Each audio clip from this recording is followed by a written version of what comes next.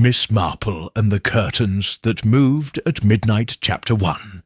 The Rose Festival. The sun shone with gentle warmth over the small town of Little Daring, where gardens were overflowing with flowers, and secrets slumbered beneath layers of politeness. It was the kind of place where life went by unhurriedly, punctuated by the clink of teacups, the crunch of gravel under neat shoes, and the inevitable unannounced visits from neighbours eager to check on you.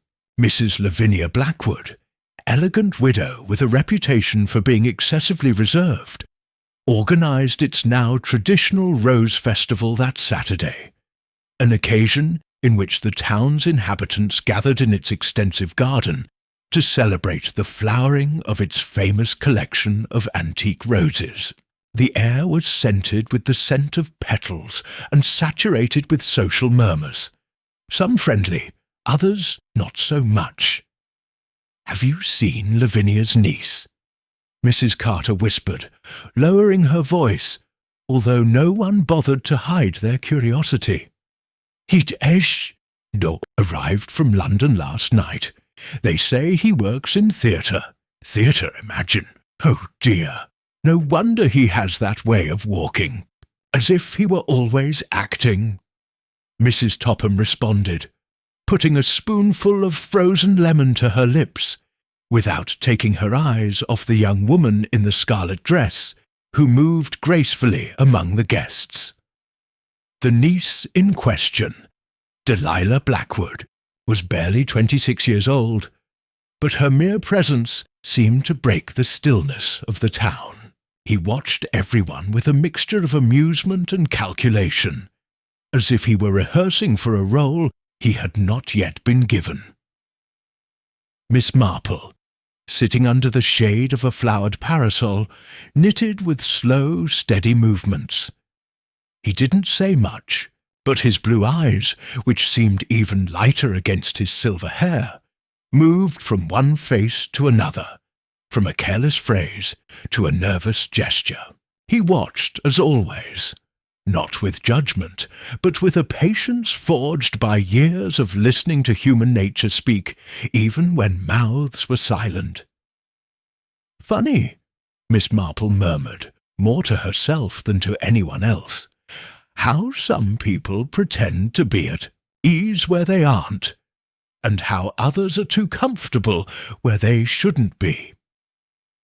The afternoon progressed amid laughter, discreet dancing, and exaggerated praise for Lavinia's hybrid roses.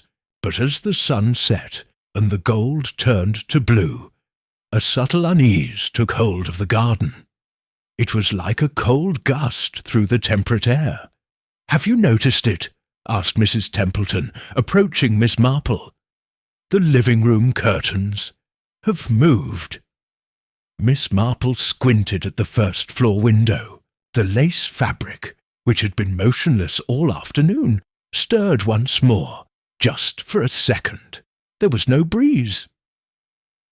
"Maybe someone opened a window," Miss Marple suggested, although her voice did not sound entirely convinced. "The windows haven't been opened since Mr. Blackwood died," replied Mrs. Templeton. "Lavinia says the frames are swollen. He says it all the time." The comment hung in the air like a drop of ink in clear water, and in the next moment a sharp scream cut through the garden, cutting through all conversations like a sharp blade. "There is blood!" In the hallway upstairs, the guests ran, clumsy and disbelieving, towards the house. Mrs. Lavinia was the first to reach the foot of the stairs, her gaunt face whiter than porcelain. The other voices merged into a chaos of exclamations as the footsteps echoed on the ancient wood. Delilah Blackwood lay on the top landing, a dark stain spreading across the bodice of her red dress. A broken wine-glass was next to his hand, and on the wall behind her, a line of blood descended slowly, almost as if someone had drawn it carefully. The curtains behind her were fluttering again, and Miss Marple, who had arrived without haste, watched with her blue eyes, silent as the dawn. He didn't say anything, not when the police were called, not when the town doctor declared that Delilah was dead, most likely poisoned before she fell. I didn't need to say anything. Not yet. Chapter 2. The Tuesday Lunch Rumour. The next day dawned deceptively calm in Little Daring. The sky was a uniform grey, and a light drizzle fell on the tiles of the houses. But in the warm interiors, behind the embroidered curtains and the steaming teapots, the rumour had begun to multiply like ivy. At Mr. Jeffers's grocery store, the townspeople spoke in hushed voices, but their eyes glittered with curiosity. It wasn't every day that a young woman was found dead in a respectable house in the midst of a rose feast, and certainly not in a house like Lavinia Blackwood's, who had spent years cultivating not only her flowers, but her reputation for unwavering decorum. "They say it was poison," said Mrs. Hargreaves, carefully selecting some plums, who spat blood before falling. "No, no, dear, it was a blow to the head. The doctor is only hiding it so as not to alarm Lavinia," replied Mrs. Woodhouse, who had an inexplicable confidence in her theories. "But it was poison," interrupted the young shop assistant Daisy. "How come they didn't notice anything in the cup? And why were the curtains moving?" The store was silent for a moment. Even the patter of rain against the windows seemed to stop. "The curtains," Mrs. Hargreaves repeated in a whisper. "Strange things always begin with a window ajar." A few streets away, in her cosy house with a mossy roof, Miss Marple knitted with her gnarled fingers, while her mind ran through the fragments of the previous day. He hadn't spoken much since the incident, although he had observed more than most imagined. He remembered the slight tremor on Lavinia's lips as she approached her niece's body. It was not the tremor of a devastated woman. It was someone's terrified. Also remembered the young man who served the wine, Malcolm Beckett, son of the Reverend's gardener. A nervous, red-cheeked boy who avoided looking at Delilah even when she gave him a mocking smile. And above all, he remembered the silence.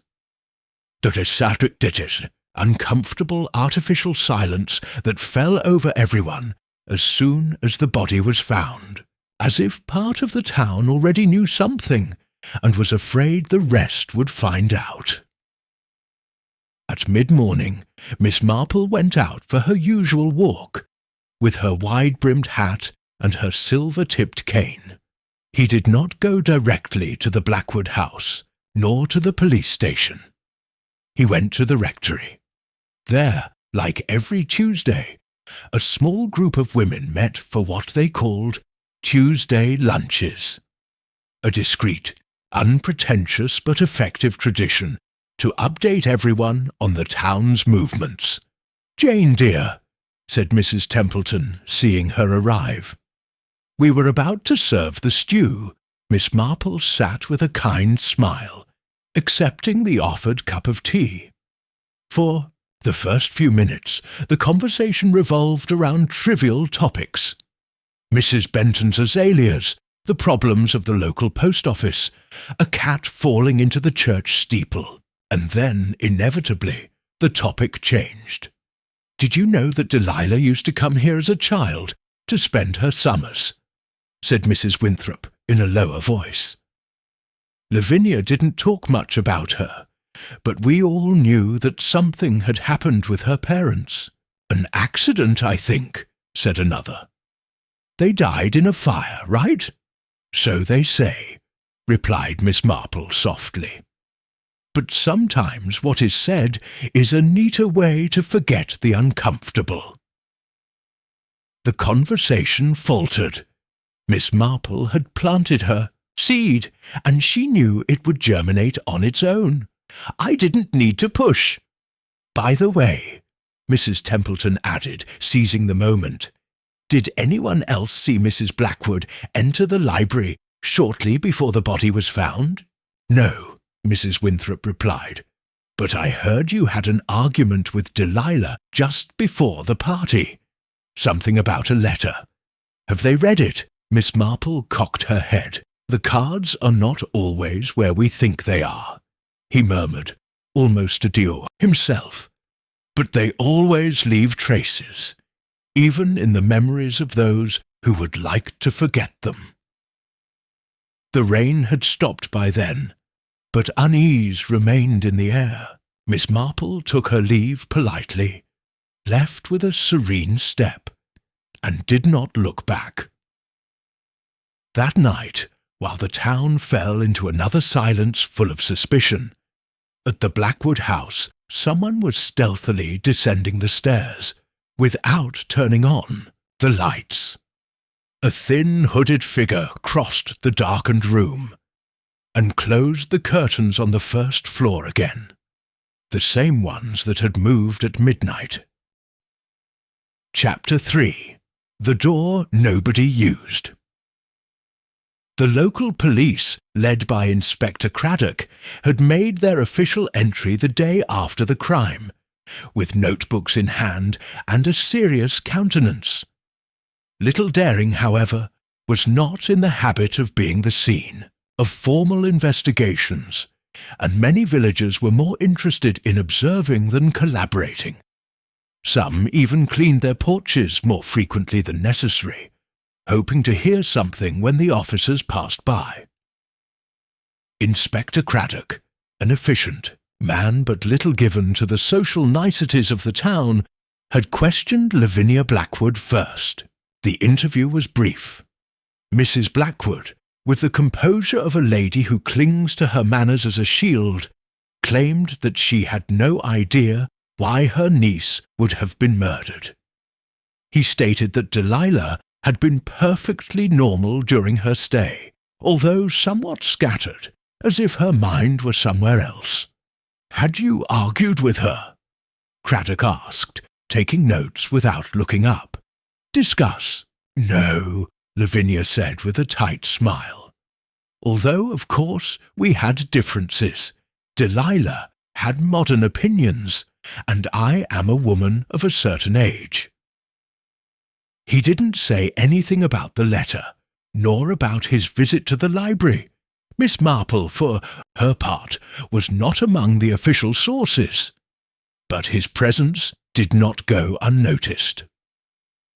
While walking near the Blackwood house that afternoon, pretending to look at the rhododendrons, he noticed something that caught his attention.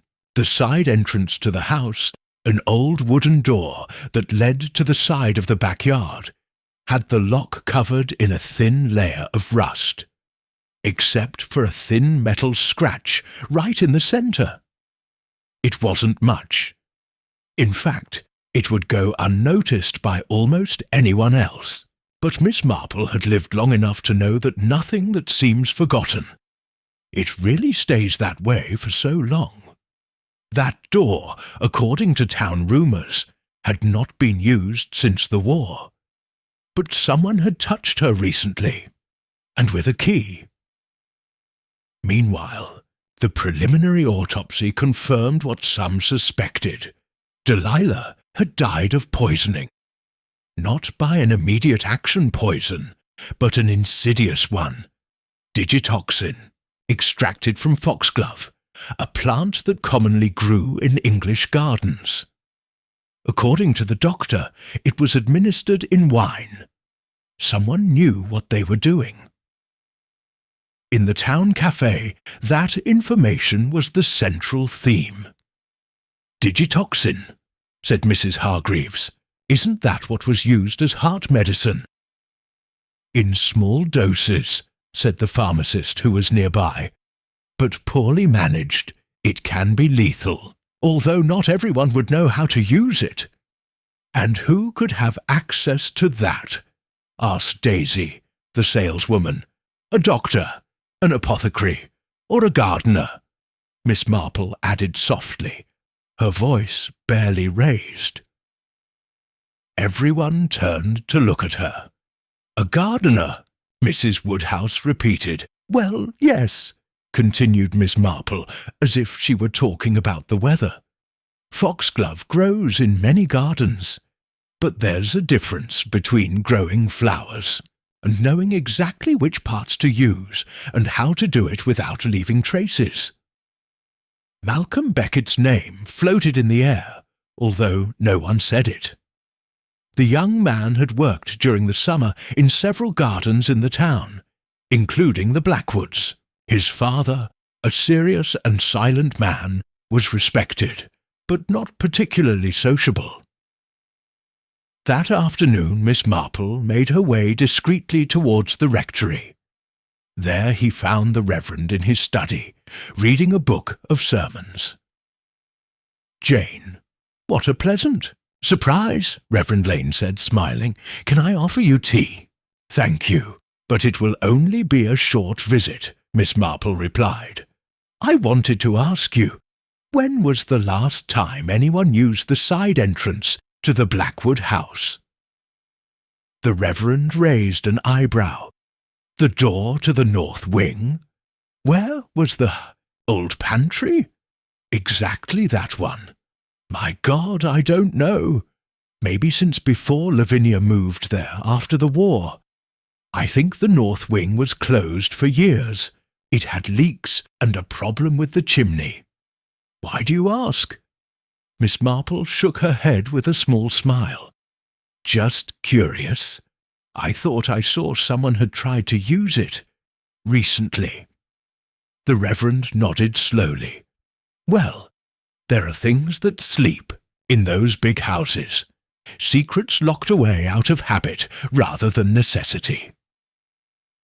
That night, as the town was fading away, Miss Marple wrote a few lines in her notebook. Nothing conclusive, just a list, Delilah, and a letter, Lavinia entering the library, side door with recent trace. Digitoxin, gardeners, apothecaries, doctors, curtains, motion from within. Outside, the rain was beginning to return, enveloping Little, deering in a constant whisper. And at the Blackwood house, a shadow stopped in front of the same side door. This time, he didn't open it. He just placed something on the threshold. An envelope. Chapter 4. The envelope without address. The next morning it was Mrs. Langtry, the Blackwood family's housekeeper for nearly 2 decades, who found the envelope on the side doorstep. She didn't usually inspect that entrance, considering it closed due to disuse, but something had woken her up early that morning. A feeling, he said later, one of those strange impulses that have no logical explanation, but that end up leading to the discovery of the unexpected. The envelope was white, the edges slightly damp from the nighttime drizzle. It had no return address, no stamp. It was closed but not sealed, and inside was a single sheet of paper folded in 2. Lavinia read it without making a sound. His hands did not tremble, but his face lost the little colour it still had since his niece's death. He immediately put the paper away in a desk drawer, locking it before Mrs. Langtry could ask any more questions. "It's nothing," he said, forcing a smile. "Old memories. Foolishness." But Mrs. Langtry was not so naive, and, although she didn't say anything, that same afternoon her granddaughter, who helped clean in the rectory on Thursdays, whispered to Daisy, the shop assistant, that Lavinia looked as if she had seen a ghost. Thus, the rumour of the envelope, without a return address, began to circulate through the town, without anyone knowing exactly what it said. But everyone they wanted to know. Miss Marple, upon hearing this, showed no surprise. She merely nodded slightly, as if the discovery confirmed something she had already anticipated. "It's not the envelope that's interesting," he told Reverend Lane during a brief visit, "but the moment. Why leave it now? Do you think it's related to Delilah's death?" Miss Marple adjusted her gloves before answering.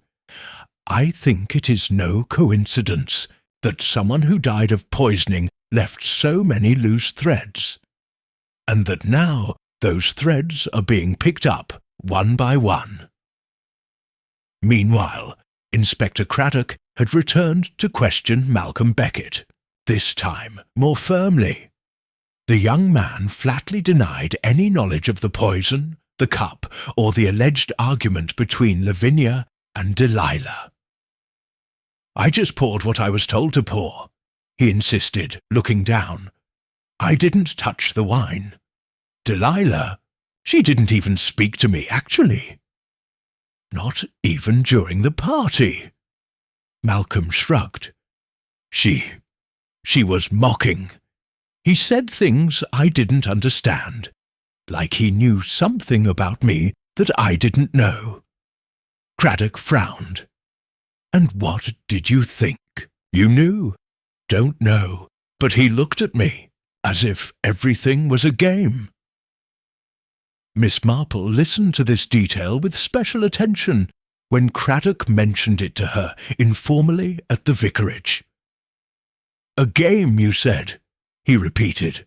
"How curious, because that's exactly the impression Delilah gave. Me too, as if she were playing with silences and with other people's memories." The afternoon brought with it a change in the wind, and with it the arrival of an unexpected visitor. A tall, well-dressed man with round glasses and a fedora got out of the coach at the entrance to the town. He showed up at the Blackwood house unannounced and asked to see Lavinia. "I'm Mr. Howard Renfield," he said in a neutral voice. "Lawyer, in charge of Miss Delilah Blackwood's will." That announcement fell like a stone in a calm pond. Lavinia was frozen, but she took it. No other guests had been received since the tragedy. No one knew exactly what was discussed during that meeting, but the truth is that, from then on, something changed in Mrs. Blackwood's attitude. More than distressed, she seemed restless. That night, Miss Marple decided to pay a seemingly innocent visit to the house. She brought with her a small plum pie, a recipe Delilah used to like as a child, she said. She was received with courtesy, but caution. "Jane," Lavinia said, unable to suppress a sigh, "do you also believe it was murder?" "I have no theories, my dear," answered Miss Marple kindly. "Just questions. Small questions about details that others may not notice, like, for example, if Delilah brought more than just suitcases with her from London." Lavinia's eyes narrowed just, almost imperceptibly. "Anything else?" "A letter, perhaps, a document, something I plan to show, or use." "I don't know what you're talking about," said Lavinia. But there was a slight tremor in his teacup. Miss Marple did not insist. He knew that the densest secrets were not revealed by confrontation, but by slow erosion, like water on stone. On his way out, he passed by the north wing. The door was still closed, but now someone had left a chair right next to it. A chair that hadn't been there the day before. A chair that looked directly towards the window. The same one where the curtains were moved. Chapter 5. The Broken Name in the Will. The town woke up the next day with the feeling that something had fractured. It wasn't an open scandal or lurid news, at least not yet. but rather a subtle, barely perceptible tension that crept like an undercurrent beneath the usual conversations. The flowers were still blooming, the bread still smelled of the oven, but the apparent harmony of Little Daring was beginning to crack. Lawyer Howard Renfield had not left town after his meeting with Lavinia Blackwood. He stayed at the local inn, in a room next to the library, where he was often seen writing notes with an old-fashioned fountain pen.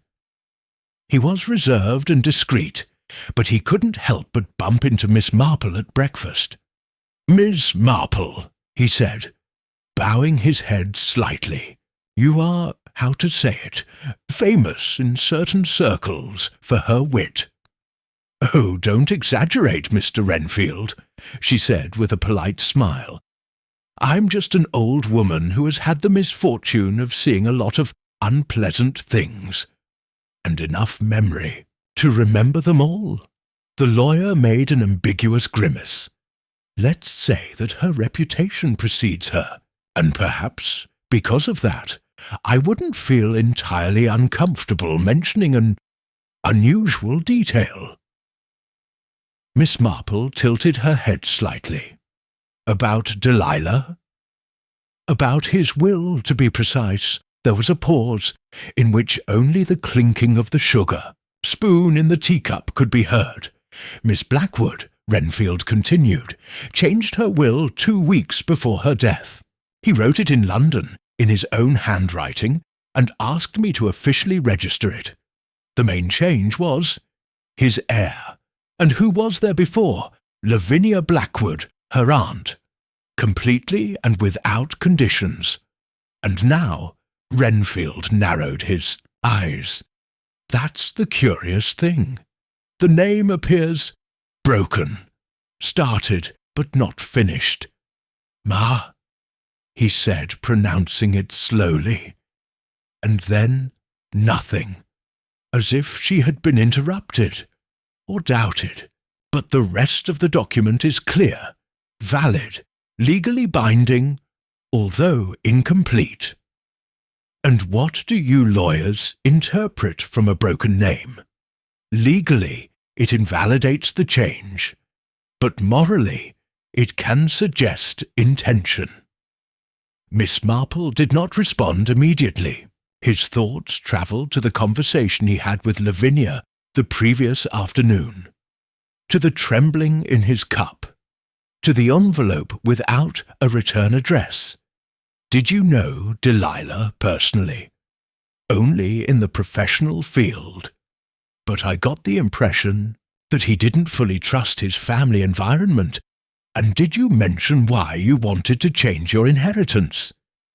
"He said he wanted to do the right thing. Nothing else. Not a word about threats, suspicions, or enmities." Miss Marple set the cup down gently on the saucer. "People who want to do the right thing have usually seen the wrong thing up close." Meanwhile, at the Blackwood house, Lavinia was more nervous than ever. He avoided going out, and ordered Mrs. Langtry to keep curious people away from the north wing. The side door was still closed, but now the chair next to it was gone. The police, for their part, began to pressure with more intensity. Malcolm Beckett had been called to testify for the 3rd time.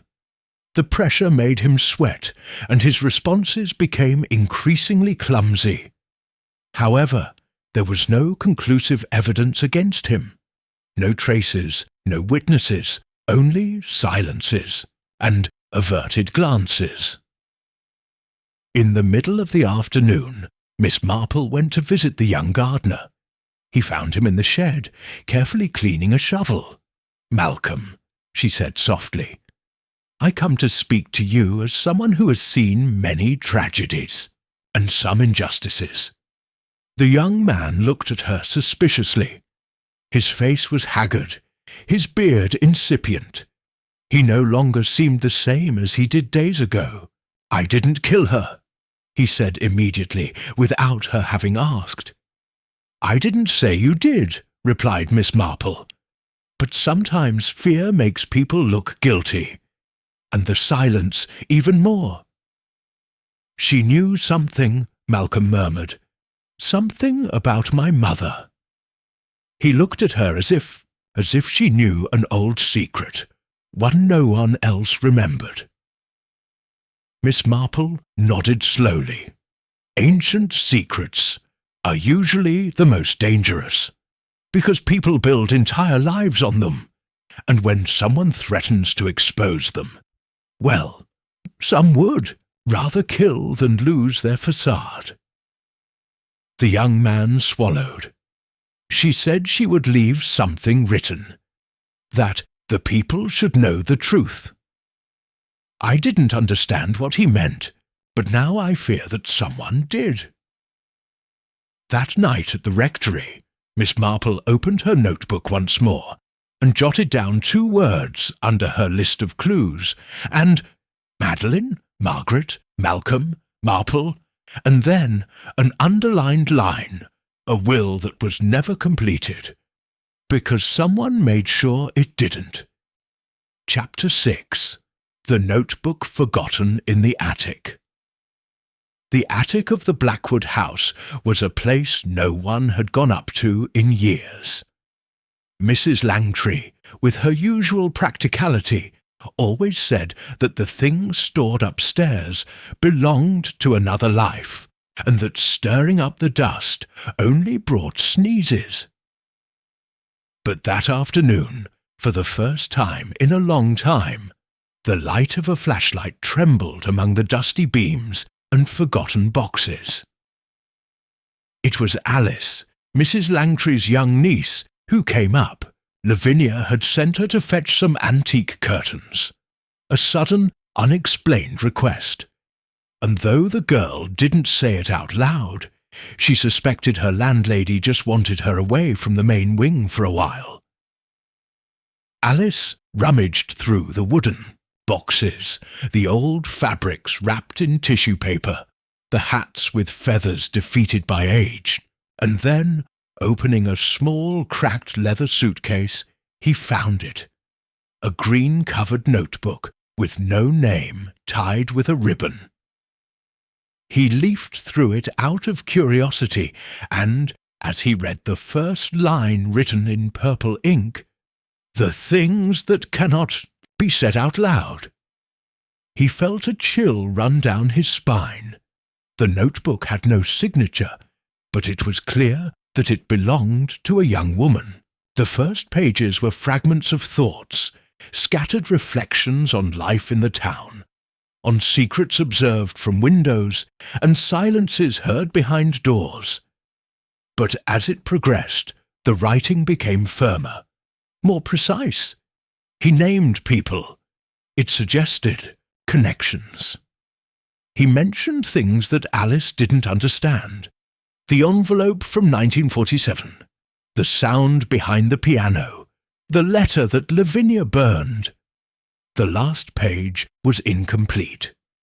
He stopped in mid-sentence. "If something happens, to me it wasn't accidental." Alice came down from the attic with a pale face, her notebook clutched to her chest. He didn't give it to Lavinia. Instead, he hid it in the inside pocket of his coat, and, at the end of his shift, went straight to Miss Marple's house. The old woman received her with an expression of wise kindness, and left her to speak without interruption. When Alice showed her the notebook, Miss Marple's eyes lit up with a spark that was not emotion, but recognition. "Delilah," he said, running his fingers over the pages. "I always knew she was more observant than she let on. Does this prove that they killed her?" Alice asked with a trembling voice. Miss Marple closed the notebook. "It doesn't prove anything, yet. But it confirms what I already sensed. Delilah knew too much, and someone wanted to silence her before she shared that knowledge." The next day, Miss Marple requested an audience with Inspector Craddock. She was not a woman to draw attention to herself, but she knew when it was necessary to break protocol.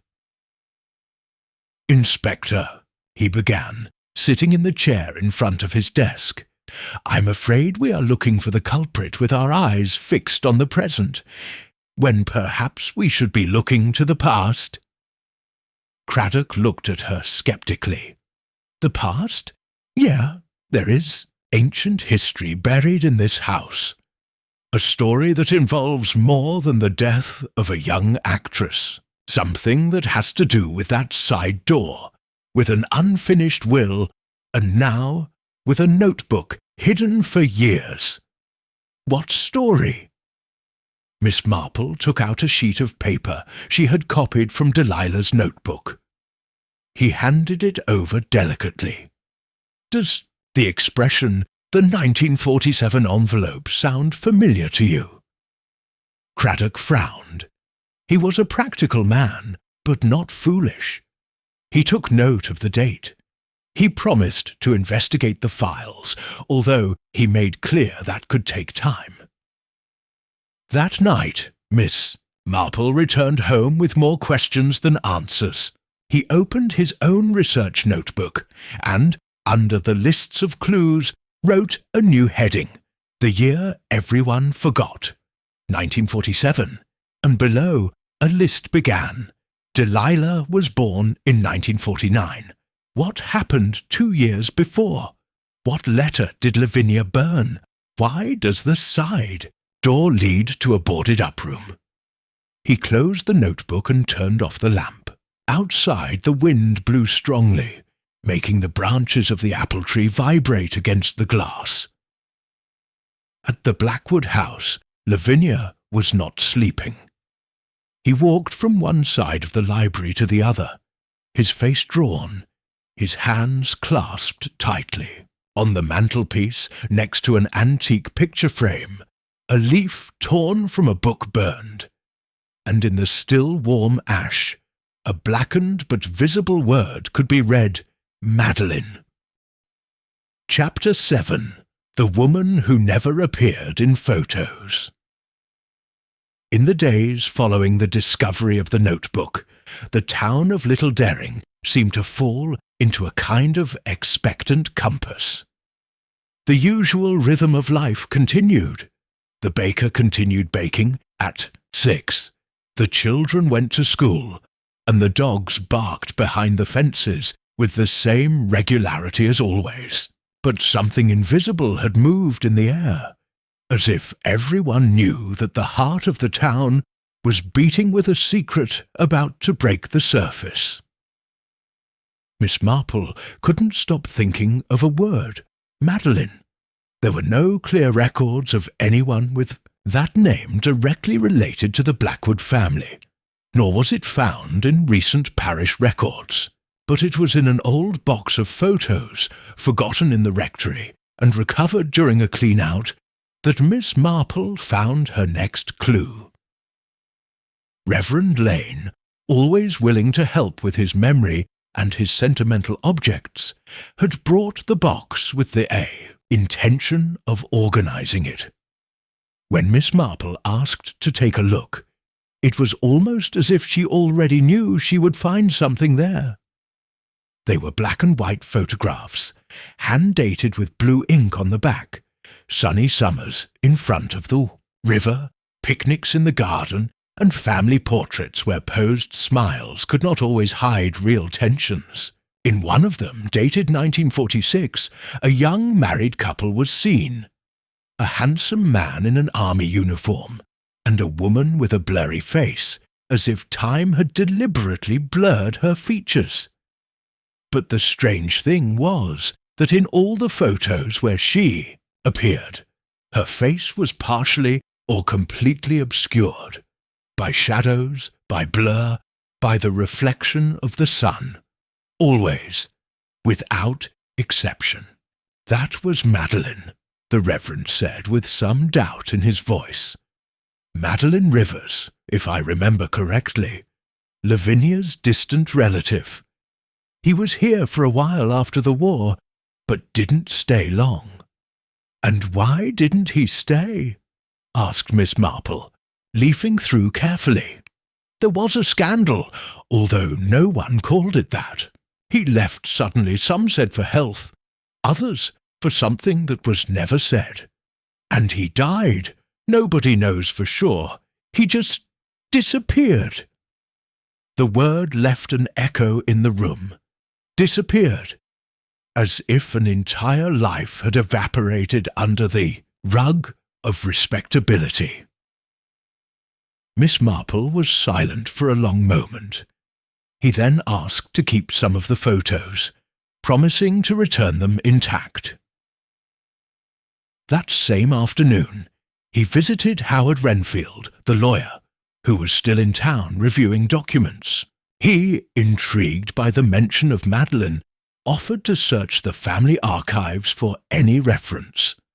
After an hour, he found something curious. A property deed, signed by Lavinia Blackwood in 1950, but shared with one M. Rivers.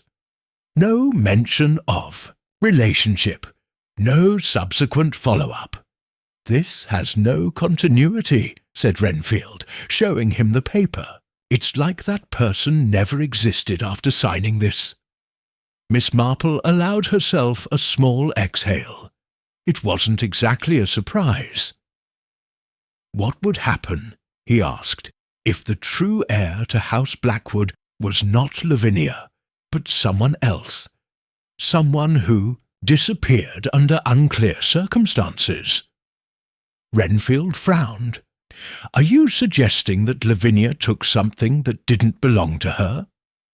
"I suggest that perhaps what happened in 1947 was not a simple forgetfulness, but a calculated act, and that Delilah, for some reason, found the thread of that tangled skein, a thread that led to Madeline." Renfield looked at her in silence and then said, "And that's why he wanted to change his will, to do the right thing," repeated Miss Marple. That night, a new whisper began to spread through the kitchens and cafes of Little Daring. Lavinia Blackwood was said to have had a sister, one he never talked about, one that perhaps should never have disappeared. Meanwhile, Lavinia remained secluded in her house, paler and more fragile every day. He barely spoke to Mrs. Langtry and did not allow visitors. But late at night she could be seen turning on the study lamp and walking in circles in front of the portrait shelf. One of those portraits which had always been upside down, dusty and relegated to a corner, had now been moved to the centre. It showed two girls. One of them, clearly Lavinia, the other, with the same eyes as Delilah. Chapter 8. The Portrait That Was Never in the Salon. In respectable houses in the English countryside, portraits are more than decoration. They are witnesses. They frame the lineage, guard the memory, and their faces perpetuate what words, sometimes, prefer to silence. So when Miss Marple heard that a new portrait had suddenly been placed in the Blackwoods' parlour, her attention sharpened like a needle. It wasn't exactly new, the rumours said, but one forgotten, old dusty, which had previously been in an upstairs room, perhaps in the north wing. And, according to Mrs. Langtry, who couldn't resist telling it at the grocery store, it showed two very young girls. One was clearly little Lavinia. The other, no one was sure. Maybe a cousin, Mrs. Hargreaves ventured, or a childhood friend. And why wasn't he in the living room from the beginning? Daisy asked with a frown. No one keeps a family portrait in an attic unless they have reasons to want it. Out of sight. Miss Marple said nothing at the time. But later, under the pretext of returning a borrowed book, she made an unexpected visit to the Blackwood house. Lavinia met her in the library, thinner and more emaciated than ever.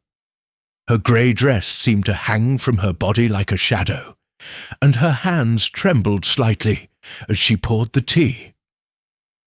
"How nice of you to come, Jane," murmured. "I'm so tired lately. It's like something is chasing me from far away." Miss Marple, without judging, nodded with that expression of calm compassion that she knew so well to adopt. And then, with a softness that seemed almost accidental, he said, "I saw the new portrait, or should I say, the portrait ancient." Lavinia let the spoon fall into the saucer with a slight clink. "Ah, yes, I found it while ordering. I thought he must be in the living room. You know, out of respect for those who are no longer here." "A noble decision," said Miss Marple, inclining her head. "She reminded me of your niece. They have the same eyes." "Delilah?" said Lavinia, with a hint of bitterness in her voice. "She was always too much like her. Too alive. Who are you referring to, Lavinia?" There was a dense silence. For a moment, Miss Marple thought she would get no answer. But then the old woman looked up. His eyes, moist and tired, no longer had the strength to resist. "Madeline," he whispered, "my sister." The secret was no longer a secret. Miss Marple did not speak. He let the weight of that name, of that memory, rest gently on the room like a sheet covering a sleeping body. "Madeline was always the bright one," Lavinia continued, "impulsive, beautiful. He made everyone spin around him effortlessly. Even Robert, the man I was going to marry." His fingers tightened on the cup. "But he chose her. He ran away with her. They returned months later, married, expecting a child. My parents were scandalized. I became invisible." "And that son?" Miss Marple asked gently. "It was Delilah." Miss Marple had already sensed it, but hearing it confirmed was something else. The circle was beginning to close. "After Robert died in the fire," Lavinia continued, "Madeleine returned to the house, desperate, distraued, and sick. I couldn't take care of the girl. He left it to me, and left. I never knew if he really died. He never wrote again. I raised Delilah as my own, although she knew it. He always knew it," Miss Marple gently squeezed her interlocutor's hands. "And why not tell it? Why hide it all these years? For pride. Out of shame. Because I couldn't stand being my sister's shadow even after her death. And when Delilah started investigating, talking about redoing her will, about restoring the truth, I got scared." His eyes searched for Miss Marple with a mixture of pleading and guilt. "Do you think I was capable of killing her?" Miss Marple did not answer. Not yet, because although the motive was beginning to emerge clearly, pride, jealousy, legacy, the pieces of the crime still did not completely fit together. As he left the house, he looked at the portrait again. The two girls posed with forced smiles. One had darker hair, her chin raised naturally. The other seemed to be holding on with effort, as if her place in the image was not really hers. That night, in her research diary, Miss Marple wrote, "Delilah wasn't just looking for the truth, wanted to show it, and someone, perhaps more than one, needed her to remain hidden." Chapter 9. The night the curtains moved again. little Daring slept under a thick fog that seemed unwilling to dissipate that night. The streetlights along the road barely outlined the hedges and gates, and the usual sounds, the chirping of owls, the rustling of branches, had become faint, as if the very air refused to vibrate normally. In the midst of that humid silence, in the Blackwood house, something moved again. The curtains on the first floor. It was Alice Langtry who saw him from the street. She was returning late from Mrs. Templeton's sewing studio when, instinctively, she looked toward the library window. The fabric waved like the previous time, not from the wind, there wasn't any that night, but from within, not violently, but with an almost deliberate slowness, as if someone was making sure it could be seen from the outside. Alice stopped. He looked around. There was no one else on the street. He hesitated a moment, then quickened his pace to the rectory, where he knew Miss Marple would still be awake. He found her in her living room, sitting in front of the fireplace, leafing through Delilah's notebook for the umpteenth time. "They've moved again," Alice said without preamble. "The curtains, miss." Marple closed the notebook calmly, as if she had been waiting for it. "The library? Oh, yeah." At the same time as the other time, Miss Marple rose, took her coat, and without another word than a curt nod, left with Alice in the direction of Blackwood House. They didn't knock on the front door. They walked around the side of the garden, where the gravel path led to the side entrance, the door that everyone said no one used. But someone had used it. The scratch on the lock, the envelope left on the threshold, and now the light filtering underneath. "Wait here," said Miss Marple in a low voice. Alice obeyed. The old woman advanced with silent steps, as if she had been walking in the dark all her life. He tried the doorknob. Surprisingly, the door was not locked. As he pushed it, a soft squeak announced its entrance. Inside, the air smelled of damp wood and something harder to define. A trace of old perfume, perhaps. He moved cautiously down the hallway, following the faint glow coming from the study. The library was illuminated by a floor lamp, and in the centre of the room, with her back to the door, was Lavinia. She was wearing her blue velvet robe, and was holding in her hands a small portrait, the same one that had been moved to the living room days before. The frame had a crack in the corner. When she heard the floor creak behind her, she didn't flinch. "I knew it would come," he murmured without turning around. "The curtains again, Lavinia," said Miss Marple. "Because?" Lavinia sat down carefully in the armchair by the fire. She looked infinitely tired.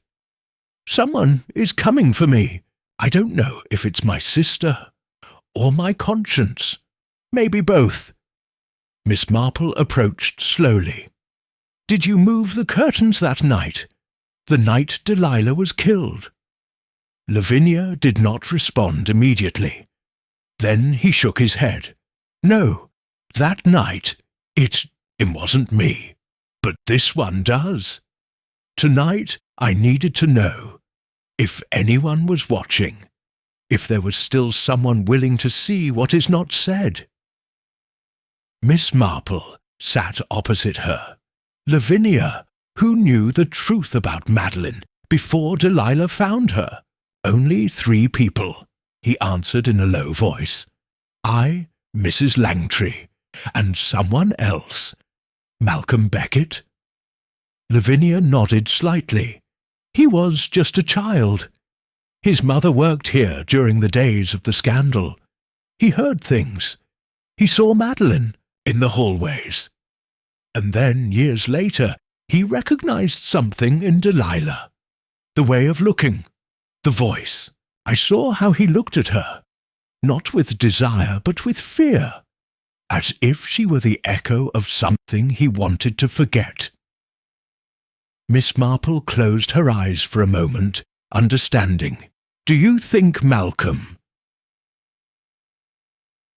"I don't know," Lavinia said, her voice breaking. "But when Delilah told me about the will, about the old letter, when she told me that she wanted to clear the family name, return the inheritance to whomever it belonged, someone listened to her, and he moved forward." Miss Marple leaned forward, gently but firmly. "And you, Lavinia? Did you never think about stopping her?" There was a long silence. Finally, Lavinia looked up. "I thought about it, but I didn't have the courage, neither to silence her, nor to protect her." Miss Marple stood up slowly. "Sometimes what we don't do weighs more than what we do." As he left, he found Alice still waiting in the shadows. He didn't say anything, but in his mind the pieces were beginning to fall into place. Delilah, Madeline, Lavinia, Malcolm, and between them a truth so old that they had all grown up on it without knowing it. But now that truth was awakening, and someone else still wasn't willing to let her out. Chapter 10. The Letter That Was Never Sent. The next day the air in Little Daring had a different weight.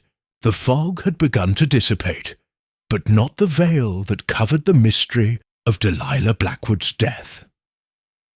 The church bells were ringing softly in the distance as Miss Marple walked serenely to Reverend Lane's office. She had with her a sealed envelope, aged by time, that Alice Langtry had found hidden in the false bottom of an old sewing box. "I found it this morning," Alice had said quietly. "It was in the attic, among the scraps that Madeline used. It has his handwriting, but it was never sent."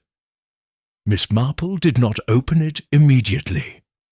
I had learned that sometimes the silence that precedes a revelation is as important as the revelation itself. Now, under the dim light of the parish office, he delicately slipped it from its packaging. The paper was thin, but the ink was still legible. Dated March 1947. "Dear Lavinia, I don't expect you to forgive me. But if one day you find this letter, it is because you have returned to look where you always avoided. I didn't leave because of pride. I left because I knew you would never be able to raise Delilah if I stayed. You needed it more than me. I thought silence would save us all. I made a mistake. Silence only rots the roots. Madeline." Miss Marple read the words twice. Then she read them aloud to the Reverend, who listened with a sombre face. "Do you think Lavinia always knew about the existence of this letter?" "No," said Miss Marple softly. "I think it was Madeline who came forward, that he wanted to leave her something, in case one day the truth came out. And now he has done it." "And the content?" asked the Reverend. "Is it enough to incriminate someone?" "No," said Miss Marple. "But it is enough to understand the soul of the crime." Meanwhile, Inspector Craddock had begun reviewing the statements again. A further visit to Malcolm Beckett revealed a previously overlooked detail. In his locker in the shed, among tools and gloves, they found a white linen handkerchief with dry wine stains, the same wine Delilah had drunk the night she died. "How do you explain this, boy?" Craddock asked. Malcolm turned pale. I found him lying in the garden the next morning. I was going to throw it away, but I didn't want them to think that I—" "Why didn't you hand it over right away?" "Because I was scared. I didn't kill her." "But I knew someone had used it." Miss Marple, present at the scene courtesy of the inspector, watched without intervening until the young man finished speaking. Then he approached and said, "Tell me, Malcolm, were you in the north wing the night of the party?" The young man looked at her with restrained horror. "How do you know?" "Because someone left the attic door open, and on the cloth that covered the trunk where they kept the photo albums, there was a recent fingerprint. From a small hand, like yours." Malcolm collapsed into a wooden chair. I wanted to find the letter. The letter she said existed. He told me he knew who I was, that it all went back to what my mother heard when she worked here. He said there was something else, that Lavinia wasn't the only one hiding secrets, that she, Madeline, had also lied. Miss Marple watched him carefully. "Did Delilah threaten you?" "No, but it made me feel like I had no right to be here, as if my existence was linked to something dirty. I just wanted to understand. And you poisoned her for that." Malcolm shook his head vigorously. "No! I just wanted to find that letter, to prove that Lavinia was responsible, that it had all started with her. But when I found the handkerchief, I realized that someone had already gone ahead." Later that day, Miss Marple sat with Lavinia once more. He handed her Madeline's letter without saying a word. Lavinia read it silently. He didn't cry. He just dropped the paper onto his lap as if it weighed tons. "Then I knew it," he murmured. "I knew I couldn't handle the truth, that I would always run away from her." "And yet he came back," said Miss Marple, "not in person, but through his daughter. And now, perhaps also through its history." Lavinia closed her eyes. "Do you think it was me?" Miss Marple shook her head tenderly. "I believe that the crime was committed by someone who wanted silence at any price. And you, Lavinia, didn't know how to stop it." As night fell, the town of Little Daring seemed quieter than ever. The curtains on the upper floor of the Blackwood house did not move this time, but something had shifted, the weight of the years without an answer. Miss Marple sat in her chair by the fire, leafing through Delilah's notebook one last time. On the last page there was a crossed-out sentence, barely legible under the ink. "Not looking for revenge. I just want someone to listen." And Miss Marple, as so many times before, had listened. Chapter 11. The name he signed with a lie. The penultimate morning of the case dawned with unusual clarity, as if the sky had been washed during the night. The shadows in the town were less dense, but those in the hearts remained. The investigation into Delilah's death had uncovered old wounds, broken families, and a lineage rebuilt through shared silences. And yet a piece was missing. Miss Marple knew it. It was not enough to know the reasons. Had to see clearly who moved the final hand. It was lawyer Howard Renfield, who, upon re-reviewing the documents related to the Blackwood inheritance, found the irregularity. "There are 2 signatures from Lavinia Blackwood," he said to Miss Marple that afternoon, receiving her in his room at the inn. "One in the original 1949 will, and another in the 1950 joint property deed with Madeline Rivers. But they are not equal. Not only the line varies, vary the entire style." Miss Marple raised her eyebrows. "Are you suggesting that someone forged a signature?" "I suspect so, and I don't think it was Lavinia." Renfield handed out 2 documents, one with a firm, upright, authoritative signature, Lavinia M. Blackwood.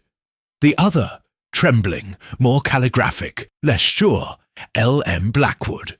"This second signature," he explained, "also appears on a bank form I found attached to a trust created in 1951.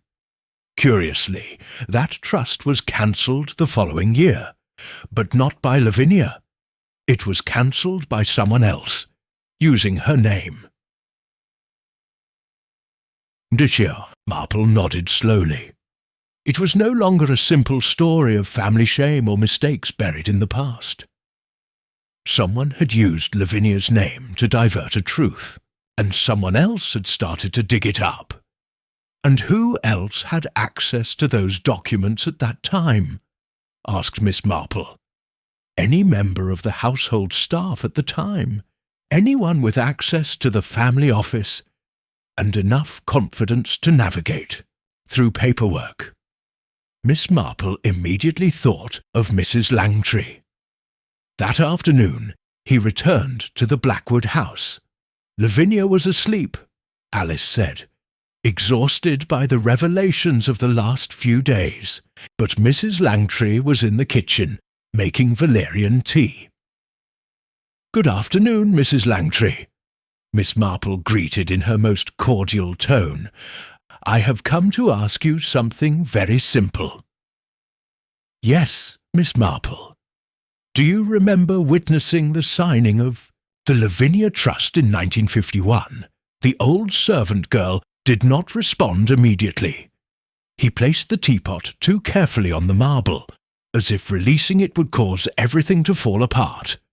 "No, not exactly," he murmured. "I organized the papers.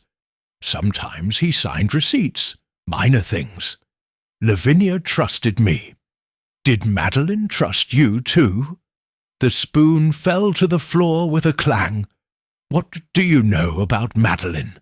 Miss Marple kept her gaze fixed. "I know that he did not die in 1948, as was said. I know he came back more than once. I know you were the bridge between her and Lavinia, when no one else could know." Mrs. Langtry sank into a chair. There were no tears, just profound exhaustion. "Madeline meant no harm," he said at last. "I just wanted Delilah to have a future, a clean one, without his scandal, without his last name stained. And that's why he used his sister's name. That's why she signed as Lavinia, to protect her, to protect his daughter. And then, when he really disappeared, the past was left, half done. Lavinia didn't want anyone to know." Miss Marple nodded. "But Delilah started pulling on that thread." "Yeah, and then someone wanted to cut the thread completely." There was a long silence. "Was it you?" Miss Marple asked softly. "Was it you who poisoned the cup?" "No," Mrs. Langtry whispered, "but I know who did it." The tension was broken by a knock on the back door.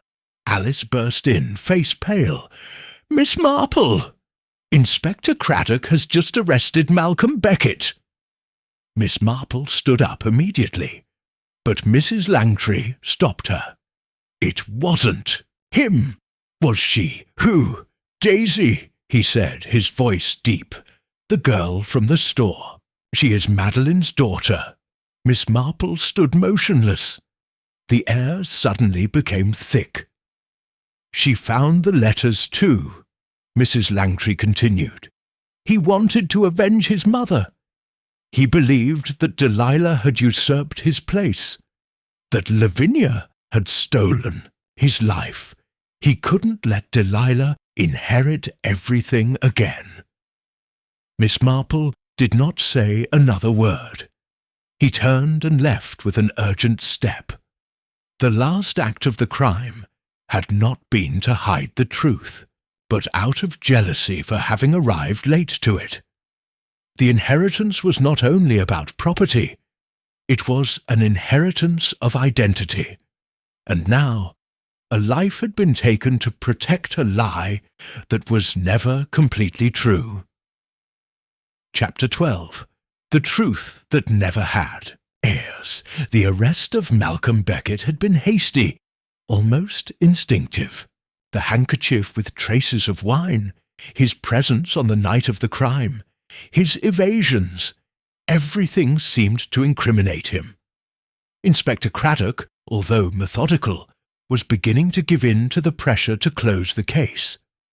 But that same night, while the villagers murmured in the heat of the kitchens, Miss Marple walked with determined steps towards the grocery store.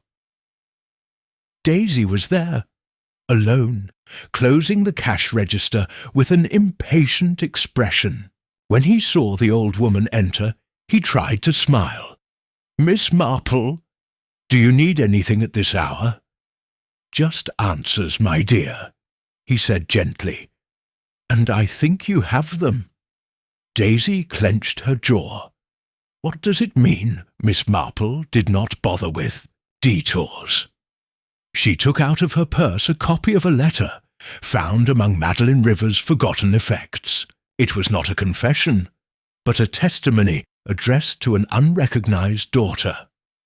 He spoke of the pain of having to hand over Delilah, and of regret for another daughter, born in the shadow of shame, who never came to claim what was hers. Her mother was Madeline, Miss Marple said gently, without accusation.